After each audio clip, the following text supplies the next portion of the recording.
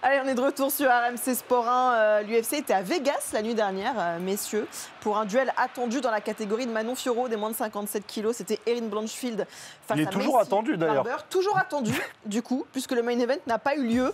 Combat annulé quelques minutes seulement avant le début, d'ailleurs pour des raisons médicales. On n'en sait pas plus pour le moment. C'est le médecin apparemment qui a interdit à l'américaine de combattre. Barber, qui on le rappelle en plus, avait pas fait le poids, donc de toute façon c'était un catchweight. Résultat, c'est Blanchfield qui fait le jackpot parce qu'elle repart et avec sa bourse, 20% de celle de Barber et en plus avec la prime de la victoire. Rentable pour elle, pour le coup, quand même. Mais avant, nous, on s'était interrogé sur la suite après ce combat parce qu'on disait que la vainqueur de ce combat serait potentiellement la future adversaire de Manon Fiorot. Blanchfield, elle a déjà affronté Fiorot, elle a perdu contre elle déjà. Ça peut être quoi, la suite, pour les deux? Pour Blanchfield, et pour Manon Fiorot, parce que... Non, mais Blanchfield, je pense qu'on peut la mettre de côté et patienter de voir un petit peu ce qui va se passer dans le reste de la catégorie. A priori, Shevchenko, soit on se dirige vers une revanche contre Manon, mais moi je pense qu'ils vont essayer de la faire combattre contre Weili Zhang. Ah ouais? Ouais, je pense qu'ils vont essayer de faire ce super fight parce que c'est vraiment l'occasion de le faire. Les deux, elles sont au top, etc. Il y a Natalia Silva qui est en train de monter. C'est peut-être elle qui va croiser le chemin de Manon Fiorot, la brésilienne, tu sais, qui strike, qui fait beaucoup de mouvements, beaucoup de feintes, etc. Et moi, c'est un combat que je pense très prenable pour le style de Manon Fiorot. Donc je pense qu'elle va avoir l'opportunité avec ce petit blocage qui se fait, le retard un petit peu à l'ascension de Maycee Barber qui est projeté par l'UFC, c'est ce qu'ils voulaient, on va pas se mentir. C'est la favorite des fans. Je pense que ça peut jouer justement en faveur de Manon Fiorot. Ça peut accélérer un fight face à Silva, ça peut accélérer aussi un Zhang Shevchenko potentiellement, pour que comme ça bouge un petit peu aussi dans les catégories féminines. C'est pas si mal en fait. Moi, j'ai envie de voir ça comme... De toute façon, à l'UFC, tout peut être une opportunité. C'est un peu on extrapole au max les États-Unis. Donc c'est toujours ça. Il faut tout voir comme une opportunité et l'occasion de se placer. Storytelling dans tous les sens. Exactement. L'autre image de cette soirée UFC Fight Night, c'est la victoire de Mateusz Gamrot face à Ludovic Klein. Là aussi, il y avait un Français en toile de fond. C'est Benoît Saint-Denis. But like you said, if Benoît Saint-Denis want the smoke, bro, another easy fight. Paris, main event, 5 rounds. Give me this guy. Donnez-moi ce gars. Il y a un gros passif entre les deux hommes. Ils sont beaucoup chauffés par interview interposée. Ça a beaucoup chauffé entre les deux. Est-ce que ça va se faire finalement ce combat? C'est bon, c'est quasi fait maintenant pour l'UFC Paris ou pas? Je sais pas, mais Gamrot, faut qu'il comprenne que normalement, quand tu gagnes les combats à l'UFC, faut aller en haut. Enfin, aller en bas, c'est pas le but du jeu. Classement, Gamrot est bien mieux classé que BSD. Et 7 Gamrot, BSD, quoi, 12, je crois. Oui. Donc quel intérêt pour lui, c'est vrai, Johan, de call out BSD? C'est juste vraiment pour régler un vieux compte entre les deux ou... Je pense qu'il veut se refaire sur Benoît, tu vois, parce que Benoît, il a un petit buzz en France. En plus, il voulait parler du UFC Paris, non? Ouais, mais moi, je pense que c'est clairement pour le buzz. C'est que pour ça.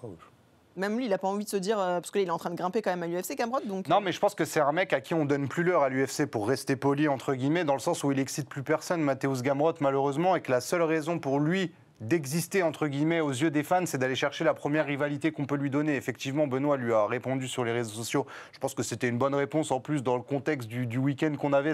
Ça se plaçait très, très bien. On sait que Gamrot, il est coutumier du fait. Saladin Parnasse, qui était ici, nous avait raconté que lui aussi, il disait n'importe quoi pour essayer... Enfin, il est coutumier du fait, c'est un mec qui cherche à se faire une hype, qui cherche à être aimé ou reconnu pour ce qu'il fait. C'est un très bon combattant, il n'arrive juste pas à avoir la reconnaissance des fans ou l'appréciation des fans. Je pense qu'il n'est pas drôle, il est gênant aussi, hein, ça ne joue pas en sa faveur dans ses déclarations. Désolé pour toi, Mateusz Gamrot, je pense qu'il s'en fout. Mais voilà, c'est un mec qui est un peu le gatekeeper éternel, c'est cette expression du gardien. En gros, d'une certaine partie du classement. Moi, je pense qu'il ne va jamais bouger de ça. Et que sa réalité maintenant, pour se faire un peu plus d'oseille, entre guillemets, c'est d'aller chercher des grosses affiches à l'étranger pour prendre un petit peu plus, parce qu'il sait qu'il va vivoter entre 8, 5, 10 peut-être. Je pense que c'est ça son destin. C'est dur quand même. Ouais. Je suis dur. Hein. La loi. Pardon. Non, mais en vrai, je l'aime bien. C'est un excellent lutteur. Mais voilà. Alors, tu sais quoi, moi, ce que j'aime bien dans sa déclat, c'est que mine de rien, il est en train de nous dire, alors je ne sais pas s'il a des infos ou si on lui a confirmé ou pas, mais que l'UFC sera bien à Paris en septembre prochain. Oui, alors a priori, c'est vrai qu'avec une affiche, en tout cas, BSD Gamrot, et c'est là où je vais lui donner du crédit, parce que lui aussi rajoute du crédit à cette affiche, ça peut être un argument de vente nécessaire à l'UFC pour venir.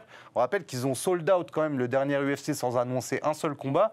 Moi, je pense que si tu annonces celui-là, et vu la haine qu'on est en train de développer envers Gamrot, je pense qu'on va la remplir vite, cette salle. Il n'y a pas de souci. Bon, affaire à suivre, en tout cas, entre les deux. Gamrot qui a fait l'essentiel face à Ludovic Klein. Victoire sur décision unanime. Il a remporté les 3 rounds. Victoire logique et méritée. T'as eu le temps de jeter un œil, Johan? Non, tu dormais, toi, encore. Ouais, moi, je suis dans mon combat.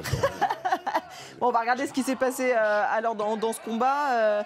Qu'est-ce qu'on a vu d'ailleurs, Sacha, que BSD pourrait craindre en fait face à Gamrot? C'est ce qu'on sait déjà, entre guillemets. C'est Gamrot, c'est un lutteur qui ne lâche jamais l'affaire. C'est lutte en chaîne, je t'attrape une jambe, ok, c'est pas bon, je t'attrape 2 jambes. Je mets la tête dans tes jambes pour ensuite aller me glisser. Je vais m'accrocher à toi jusqu'à la fin du fight, quitte à te mettre 0 coup, c'est pas mon problème. Le but du jeu, c'est que je te contrôle et que tu puisses rien faire. Et il a maîtrisé cet art à la perfection. Donc, faut réussir à soit éviter la lutte de Gamrot, ce qui est quand même difficile parce que même ceux qui défendent bien la lutte, il finit par les emmener. Il faut essayer de lui faire plus de dégâts, le surprendre. On sait qu'il peut avoir des ouvertures un petit peu. Mais voilà, on voit qu'en fait, il ne perd quasiment aucune position quand il est sur un adversaire au sol.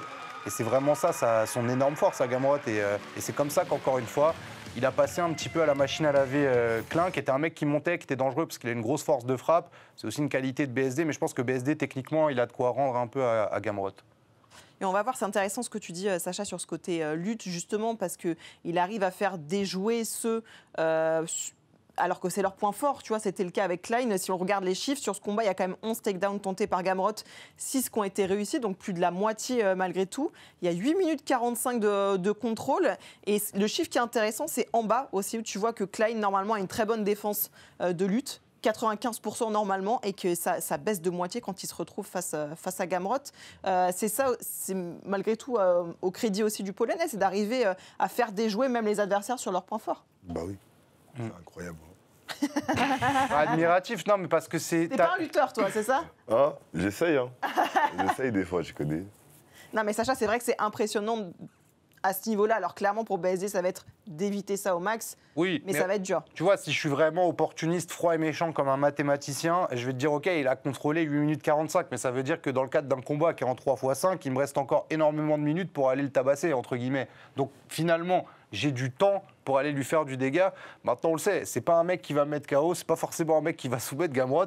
Par contre, c'est une certitude, il peut t'emmener 3 rounds où il va en gagner 2 en te contrôlant les 2. Donc, faut réussir à lui faire mal. C'est les dégâts maintenant qui sont le critère numéro 1 et on voit dans les décisions à l'UFC, c'est de plus en plus exacerbé. Il faut vraiment que Benoît lui fasse mal. Un grand coude, on a vu qu'il rajoutait des coups de coude sur son dernier combat, une belle ouverture sur la tête de Gamrot. Tu vois, faut lui abîmer un peu ce visage qui ait une impression de oui, OK, il a lutté, mais il n'a pas fait mal. Donc, faut faire mal.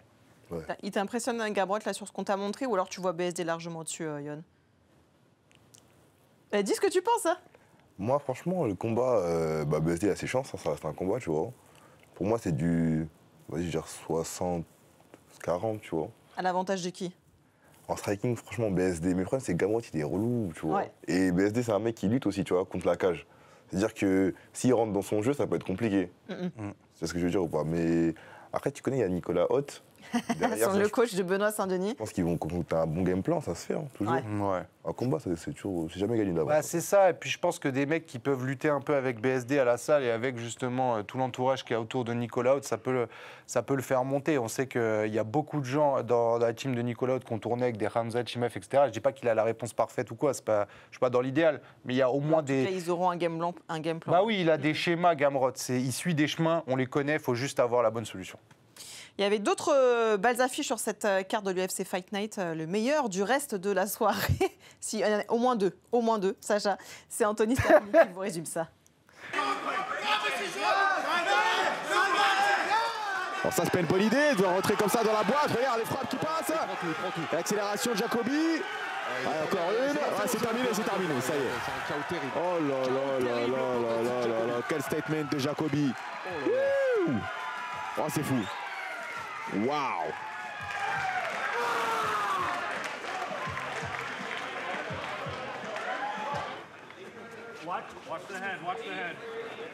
Et là, il est un peu mieux. Là, il est un peu mieux. Là, il est un peu mieux. Power guillotine, ouais. Oh là, il bouge dans tous les sens. Il est endormi. Il est lâché de lui-même. Incroyable. Wow. Le finish. Magnifique. Le finish. Je pense qu'il commençait déjà à l'endormir sur la power guillotine. Ensuite, il a réajusté sur une guillotine en 10 doigts.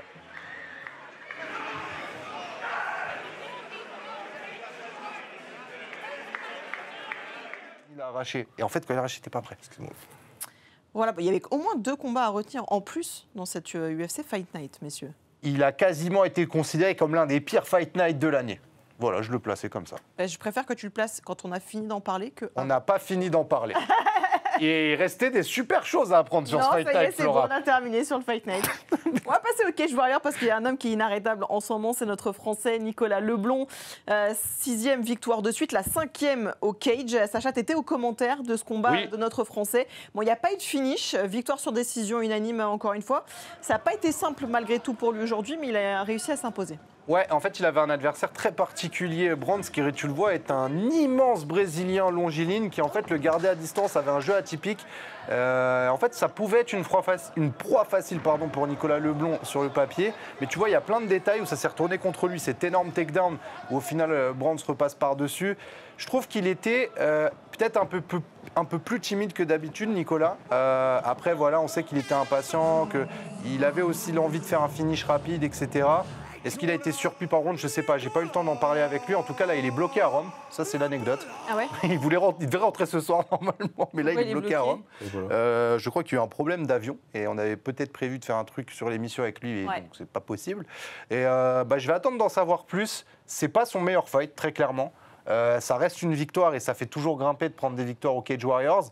Maintenant, on sait qu'il est dans une situation, aujourd'hui, il a besoin vraiment de manière pour attirer les yeux de l'UFC parce que c'est son objectif dans cette catégorie des 57 kilos. Donc ça reste un pas en avant, on espérait un bon, c'est un pas. Tu suis un petit peu Nicolas Leblond ou pas? Ouais, c'est fort, c'est un mec du 91 en plus, il a pas lui. Franchement, c'est fort ce qu'il fait. J'espère qu'il aura sa place à l'UFC Paris. C'est un combattant très complet, Sacha, on l'a déjà vu, il a été mis en difficulté, mais parfois il a réussi à être ultra dominant en lutte notamment, et c'est là qu'il gagne le combat aussi, clairement. Oui, sur ce combat-là, parce que dans le sens, moi je pense qu'il aurait pu striker avec son adversaire a vraiment bien développé son jeu, donc il a été obligé de trouver une autre approche, Nicolas. Il y a eu beaucoup de contrôle, et c'est vrai que dans l'aspect de la lutte, il n'a pas été tant dérangé que ça, il a amené au sol quand il voulait à peu près. Il aurait ça pu lui a apporté du contrôle en tout cas. Ouais, il aurait pu être un peu plus généreux sur les frappes. Moi je trouve que c'est le détail qui aurait pu améliorer, c'est ce que je disais au commentaire avec Julien Villain qui était avec moi. Mais stratégiquement, tu vois, c'est quand même un combat qui est bien mené. Il aurait pu être plus difficile, ça c'est aussi spectaculaire quand même. Et c'est juste dommage parce qu'on sait qu'il a de la foudre dans les poings, Nicolas, et je pense que son adversaire, à un moment donné sur la fin, était fatigué. Il avait vraiment, il aurait pu mettre sa gauche signature et l'envoyer dormir. La suite, ça peut être quoi pour lui? Parce que tu l'as évoqué, il y a évidemment l'UFC qui est dans un coin de sa tête. Lui, il rêve de combattre à Paris, à l'UFC Paris. Il y a aussi, pourquoi pas, la ceinture dans sa caté au Cage Warriors, même si le combat pour le titre dans sa caté a déjà été annoncé et il n'en fait pas partie. Qu'est-ce que ça peut être la suite pour lui? Alors, de ce que je sais et de ce qu'on m'a raconté, merci à Julien, la situation pour lui, c'est un peu similaire à ce qui s'est passé avec Morgan Charrière à l'époque. On était à peu près à la même période, il fallait qu'il fasse à peu près 3 victoires de suite, dont des finishes. Donc il est au milieu de cette série, là, Nicolas Leblond. Je pense qu'il va essayer de recombattre quand même assez tôt, peut-être courant juillet, quelque chose comme ça, s'il en a l'opportunité. Aller chercher un finish et pourquoi pas aller commencer à s'insérer sur une liste avec 1 mois et demi de préparation pour potentiellement un UFC Paris en septembre. Moi, je pense que c'est possible. Le tremplin. C'est un délai quand même. Hein. Ouais, mais c'est pour rentrer à l'UFC, tu es un peu obligé parfois d'accepter des délais un peu bizarres. C'est aussi, tu vois, c'est le côté aussi un peu américain. C'est saisis ta chance et compagnie. Mais tu crois qu'il aura le temps de marquer les esprits en aussi peu de temps? C'était plus dans ce sens-là que je disais, tu vois. Je pense que oui. Le Cage Warriors, quand même, ça reste un tremplin qui est très, très, très regardé par l'UFC, par les matchmakers. Ça a quand même du prestige, même si les combattants, ils vont moins, en fait. Et je pense qu'en fait, il a besoin d'une bonne carte au Royaume-Uni, un bon adversaire, bien bagarre, un bon KO, prend pas trop de coups. Et après, tout droit vers l'UFC. Yoann, est-ce que tu ressens toi aussi, j'allais parler de pression, je ne sais pas si on peut parler de pression, mais de ce besoin de finish aussi parfois dans les combats pour marquer les esprits, on en parle beaucoup avec les combattants, il y en a, c'est leur obsession de finir les combats. Est-ce que toi aussi ça en fait partie ou peu importe, c'est la victoire qui reste importante? Moi, honnêtement, tous les combats que je fais, enfin chaque coup que je mets, c'est pour finir le mec. Ouais. Bah tu l'as vu tout à l'heure, non? Je me suis déchaîné, t'as vu, mais j'ai pas fini malheureusement. Bon, après, c'était un gros combat. C'est pas toujours facile de finir. En plus, c'est avec les gants amateurs qui sont un peu plus ronds. Ouais. Mais c'est cet objectif-là que tu as en tête à chaque fois que tu commences. Moi, en tout cas, chaque coup que je mets, c'est pour arracher la tête du mec. Ouais. Je me dis, il faut qu'il tombe par terre là. Ouais, non, il a un petit côté presque bipolaire, Yoann. C'est que, tu vois, il est très calme, très posé. Enfin, on voit, il est cool, hein, t'as pas l'air. Il est tout tranquille. Et c'est vrai que dans la cage, tu développes quand même une certaine agressivité, je vais dire. Non, mais tu connais en fait. Je sais pas. T'as deux personnalités en fait. Non, mais en fait, c'est comme le taf, tu veux faire le taf. Ouais. T'es au taf, là. Dans la vraie vie, tu sais, quand t'es au travail. Ouais, non, mais il y a des gens, ils sont au taf, ils attendent sont que la dans la journée vie, elle quoi. passe. Il y a des mecs au taf, ils se tuent au taf. C'est Oui, mais- différent, tu vois. Mais je sais pas, en fait, sans être vulgaire, t'as vu, si je le tape pas, il va me taper, genre. Et oui, c'est vrai. C'est-à-dire que ça T'as pas le choix, t'énerve, quoi. ça t'énerve un peu, t'es obligé de tout donner. Ouais, ouais. Non, mais je sais qu'en plus, t'aimes bien cette image de mec posé, mais qui derrière dans la cage est un peu dangereux. Cette espèce d'image, tu sais, c'est un peu les images de manga qu'on aime tous. Le mec un peu chill, tranquille, mais faut pas Surtout l'énerver, toi. genre. Oui, moi, je suis très client de ça. J'ai même un t-shirt. Bref, que des refs, partout. Donc, c'est ça qui est intéressant. Double personnalité. On parlera encore un peu plus de toi tout à l'heure, t'inquiète pas. Les Cage Warriors qui étaient donc à Rome ce week-end. Pour l'occasion, on a vraiment vu des gladiateurs dans la cage.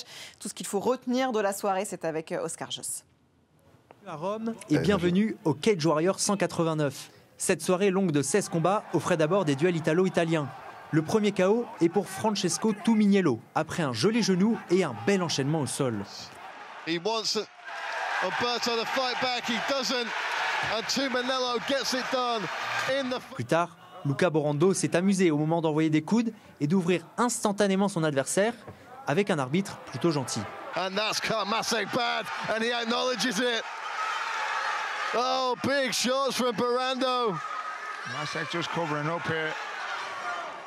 Fin du combat finalement au deuxième round sur ce coup de pied dévastateur. Unbelievable! Yeah, great performance from Borando. Peu après, Giuseppe Mastrangiacomo est entré le menton masqué pour mieux toucher celui de Marwan Gencer. Out in the open. Oh, Big right big hand. shot drops Big him. right hand. It's from Mastrangiacomo, down and he's got down. him. He's out! Unbelievable! What a way to make a comeback after your last performance. Bien qu'en Italie, ce Cage Warriors réunissait 3 Irlandais, à commencer par Gary Rooney, auteur du geste de la soirée. Sur le dos, et malgré quelques coups de prix, il envoie une magnifique clé de bras. Diganji tape instantanément. He's on it. Oh, And and tap. there's the submission! Out of nowhere! Yeah, very Gary quick. Rooney with an unbelievable armbar. Very, finish. very quick. That was lightning. Paul, we sometimes talk about flash knockouts. That was a flash submission. Paddy McCory s'est ensuite lui imposé à la décision, tandis qu'en co-main event, Ryan Shelley a infligé la seule défaite italienne de la carte principale, avec, à la clé, une belle feinte de finition à son adversaire.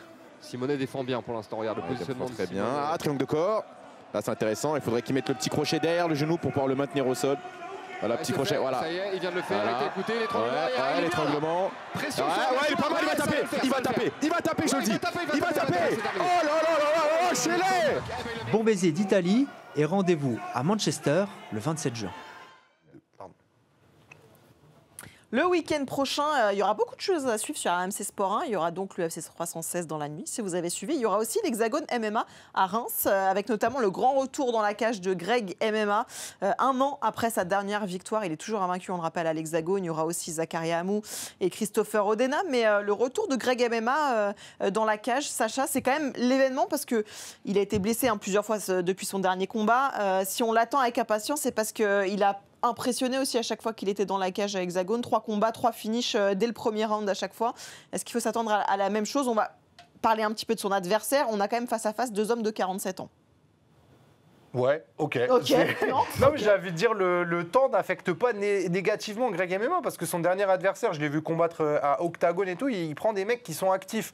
Donc là, il a encore monté un cran d'adversité face à Rocha et c'est ça en tout cas que je salue dans le retour de Greg MMA à la compétition. Donc on va voir si justement à ce niveau-là, parce que celui-là sur le papier, il est quand même bien meilleur que ses précédents adversaires. Alors, c'est ce que j'allais te demander aussi, parce que c'est vrai que très souvent, on reproche un petit peu à Greg MMA d'être face à des adversaires pas forcément de très haut niveau. Là, on a un Brésilien donc face à lui, Claudio Rocha. Lui n'a pas combattu non plus, plus près d'un an. Une seule victoire sur ses 3 derniers combats, malgré tout, pour le Brésilien. Grosse adversité, là, pour le coup, la plus grosse qu'il ait jamais eu à l'Hexagone, tu crois? Ah oui, mais grosse adversité dans l'adversité qui Par rapport à lui, correspond à un bien mec sûr. qui fait un retour à 47 ans. Après, si on veut le voir affronter John Jones, c'est qu'on est bizarre dans nos têtes. Faut se le dire. Par rapport à ses précédents adversaires, on est au-dessus. Moi, je pense que oui, ce sera un autre style. En tout cas, je pense que c'est un autre style d'adversaire qui peut réserver des surprises. Après, je te mens pas, Greg MMA, sa manière d'aborder son retour à la compétition, même si c'est pas des adversaires qui sont des champions du monde, il le fait en mission. Ouais. C'est un mec qui, quand même, a contribué à la démocratisation du MMA et les gens ont cru que c'était juste un créateur de contenu. Mais non, il faut qu'il montre qu'il a eu une carrière avant, qu'il a une carrière encore aujourd'hui, qu'elle est pertinente et on en pense qu'on en veut. Mais ça reste quand même des mecs de 47 ans qui vont se taper dans une cage avec des règles, tu vois. Enfin, moi, à 47 ans, je le fais déjà pas à 34, je le ferai pas à 47. Donc, tu vois, pour mettre quelque chose... Tu te vois à 47 ans encore dans la cage, là? Non, je vais finir bête, wesh. Non, non. T'as 22 ans, on le rappelle, ouais, tu te vois quoi, encore 10 ans là ou comment 47, c'est quoi, ça fait 25 ans, non, Ouais. à prendre des coups tous les jours. Après, il a fait une pause, tu vois. Oui. Il a repris là. En plus, c'était une époque où les gens ils se schlapaient pour de vrai, tu vois. Ouais. Lui, il a connu les organisations où on se cherchait un peu dans les règles encore. Tu te schlapes pour 0 € de ça, non, c'est chaud. Ah, puis il a pris des morceaux quand même, donc... On était ensemble, Sacha, à Bordeaux, au dernier Hexagone. C'est On a vu le week-end dernier, d'ailleurs, j'ai l'impression que c'était il y a super longtemps, mais non. Week-end dernier. On a vu qu'il y a eu un succès populaire de dingue avec Paul Dena, notamment. Est-ce qu'on peut s'attendre à la même ferveur à Reims avec Greg MMA, qui a aussi une grosse commu derrière lui? Ouais, j'espère bien. En tout cas, Greg MMA qui a été, je pense, le premier à remplir les salles d'Hexagone. Il faut mettre du crédit là-dessus. C'était le Zénith à Paris, notamment. Là, je pense qu'à Reims, ça va être pas mal. Surtout que Reims se développe aussi du côté du MMA. Alexis Fontes, qui est un combattant qui est originaire de là-bas, qui va combattre sur la carte, qui a une salle qui s'appelle le SFG. Anthony Dizzy, c'est aussi un mec de Reims qui va combattre sur la carte. Ça reste quand même des icônes locales, entre guillemets, et ça va être important pour eux. Ouais, je pense qu'il va y avoir le même type d'ambiance qu'on avait à Bordeaux, où on avait justement ces combattants locaux qui faisaient des belles perfs, et ça accompagnait cet élan un peu familial et sympa qu'on avait. Donc Reims, je vous mets la pression, mais je pense que vous allez être bon. Ouais. Johan, tu vas voir d'autres organisations comme ça un petit peu? Tu vas voir un peu du MMA ou pas? Moi, je regarde l'Hexagone, les gros combats. J'ai regardé le combat de Paul, j'avais vu, tu vois. J'avais regardé celui de Varela et Nicolas Bivolae, là. J'ai combattu Hexagone, du coup, j'ai regardé bien aussi. Tu vois. C'est vrai. KSW, comme tout le monde, je pense, en France. Ouais. Tu vois. C'est ce que Sadine y ramène avec, c'est génial. Les grosses orgas. Ouais. Non, arrête, t'entends. C'est une grosse orga ou pas? Oui, c'est une grosse orga. Ouais. Et tu vois, on a un niveau de culture quand même quand on suit le MMA. Je le redis en France, et merci à MC Sport, incroyable de travailler ici quand même. Non, mais je veux dire, on a l'occasion de manger du MMA à plein d'horaires différents, sur des jours différents, de faire des vrais week-ends entiers avec que du MMA. Et je pense que nos fans et nos combattants sont très, très, très cultivés dans le paysage du MMA mondial et ça fait plaisir. Et on a la chance d'avoir avec nous aujourd'hui un champion AEC dans le Fighter Club Sunday qui est là. On voit la belle ceinture devant nous, Johan. On va en profiter pour en parler du gros événement qui approche aussi le week-end prochain, parce que l'AEC sera en Belgique, à Liège. Ce sera le 7 juin. Donc, vous l'avez compris, il y aura et l'UFC, et l'Hexagone, et l'AEC à suivre sur RMC Sport. Vous verrez que les combattants amateurs auront des toutes nouvelles tenues qu'on a ici en plateau. D'ailleurs, oui, Sacha. pardon. Il y a une super carte, hein, j'en profite, même sur les prélims. Regardez le dernier monsieur avec plein de cheveux, Errol Clore. C'est un striker très spectaculaire. Voilà, je fais une petite pub parce qu'il est sympa. Il y a aussi un mec qui s'appelle Saitama qui a l'air hyper cool à voir combattre. Donc regardez, il y aura une partie gratuite. La tenue, voilà, parce qu'on est sur il y a des combats amateurs. Donc tenue amateur, on a le Rash Guard, qui veut dire quoi? On a le Non, vas-y, le t-shirt de compression. Du coup, le nouveau de la... Quoi? Vous me jugez là? Non, t'inquiète. Non, mais tranquille. Donc là, le nouveau. Ça, c'est la tenue que c'est ce que tu vas porter, Johan. Hein. T'as intérêt à l'aimer. Hein. On voit la couleur or. Les nouveaux, prochain fight AEC, t'as ça. Hein. Ah oui. Non, mais c'est vrai. Oh, wow. Bon, ça a l'air de ton champion. Il va pas combattre à AEC, c'est bon, on a compris. Non, parce qu'on va rappeler quand même qu'il n'y a pas de tenue officielle quand on est amateur, Johan. Donc à chaque fois, c'est toi qui ramènes ta tenue, en gros, c'est ça? Ouais.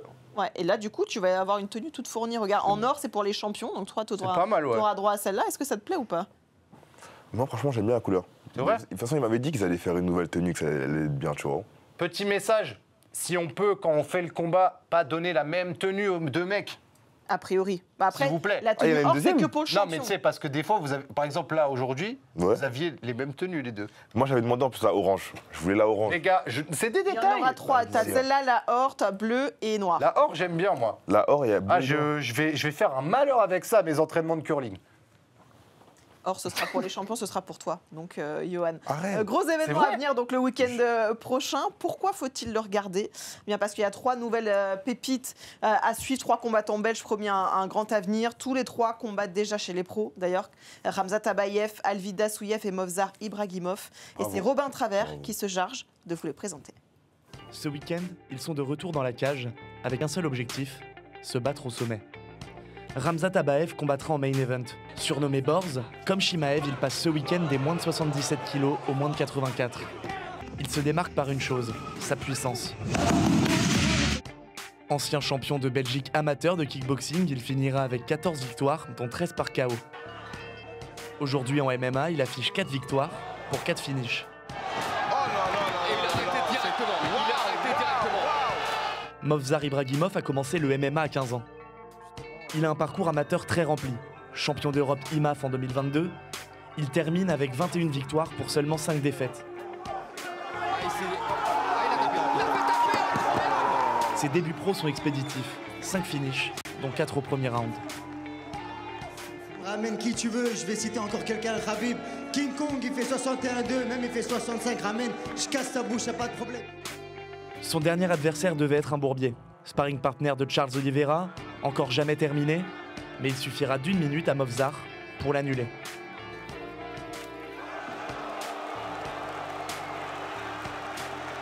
Alvid Assouyev complète ce trio.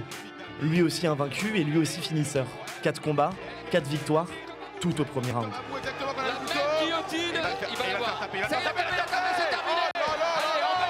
Avant d'être professionnel, Alvi a marqué les esprits en amateur, en y battant notamment Patrick Abirora et Jordan Zebo.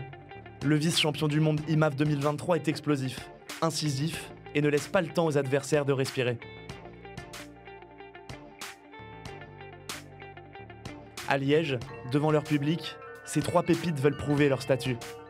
L'AEC mise sur eux et le public aussi. Yohan, c'est des hommes que tu connais a priori, au moins un petit peu de loin. Qui t'impressionne le plus parmi les 3 ? Franchement, je pense que c'est Movsar. Ouais. Movsar, je le suis depuis. Ibragimov, ouais. Pas encore... Il est champion à l'AEC, on rappelle. Hein. Ouais, double, je crois. Double champion, je crois. Chez les moins de 61, en tout cas, sûr. Après, le reste. Je sais plus. En amateur, il fait double. Ça doit être ça. En pro, il est double aussi ? Non, en amateur, il était double, je crois. Ouais, pro, là, il est 61. Pro, il est champion moins de 61. C'est un pur produit AEC. Il a fait des ceintures en amateur à AEC et ceinture professionnelle à AEC. J'avais vu son premier combat, je crois que c'était contre un des frères, là. Comment il s'appelle déjà ?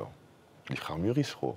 Ah oui, à l'époque. Ouais, mais c'est là, je ne faisais pas encore des mêmes en plus. Ouais, F4, etc. Exactement, pile. Ça, c'était le moment où il y avait toute la hype du MMA amateur qui arrivait en France. L'AEC qui a été un pionnier de ça, qui a révélé Patrick Abirora, etc. D'ailleurs, qui est venu voir le Fighter Club la semaine dernière. Allez voir, ça a bien marché.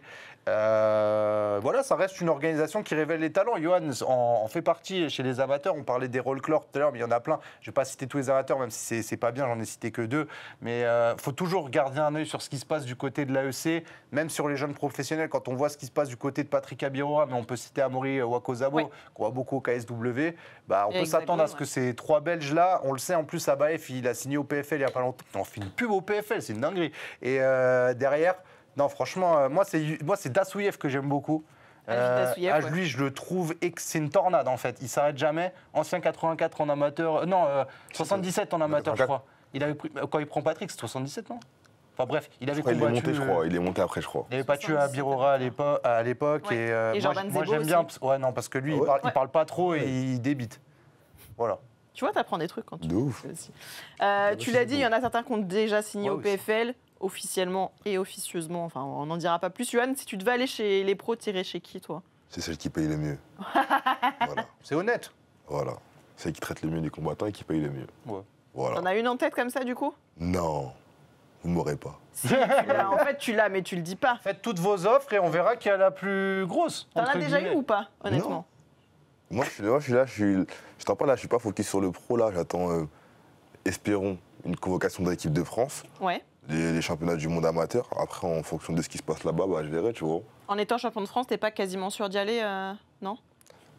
On sait, parce qu'en fait, je comprends pas trop, je crois. C'est soit c'est champion de France. Non, mais je te mens pas, c'est un petit peu compliqué dans le sens où il faut qu'il soit disponible sur la bonne période, etc., qu'il n'ait pas des trucs programmés. Ouais. Après, c'est aussi une délégation qui va être nommée par la Fédé, parce qu'en fait, il y a des budgets à prendre en compte qui sont liés à la Fédé, qui vont choisir dans quelle catégorie ils vont aller, avec quelle personne, etc.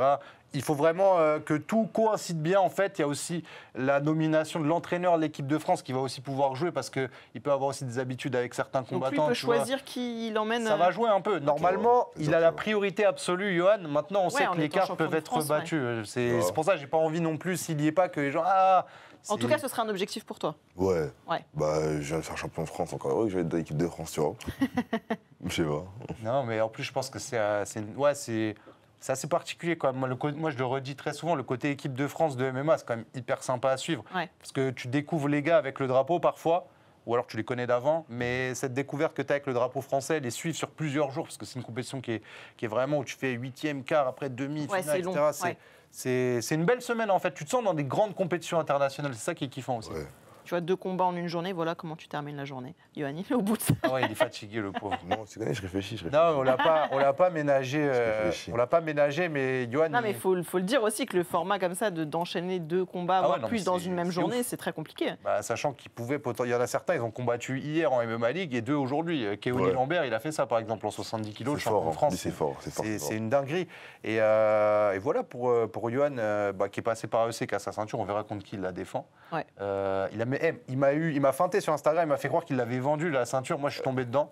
Et vraiment, gros big up à toi et Joba Traoré et Jérémy Dédé du Vic à Grigny, qui est une salle que moi, en tout cas, que j'ai découvert cette année. Apparemment, elle est historique et tout, donc ma faute. Mais vraiment, là, ils ont fait une année sur l'amateur où je pense que c'est la salle à suivre parce que lui et Joba Traoré dans leur KT, Joba, il est quoi 11-0, 11 victoires, 0 défaites. Ouais, 11. Il a gagné hier, carrément. Ouais. Moi, là, c'est ma 2e victoire, là. 12-0. Et Jérémy Dédé, champion de France poids lourd, là, qui arrive. Voilà, moi personnellement, je suis une orga, je suis manager, je commence à envoyer des petits messages dans la salle. Je peux mettre une fin de précision. Et pour ceux qui disent, parce que tu sais, souvent on dit notre score, c'est une stratégie, il y a un combat qui n'est pas affiché. Ouais.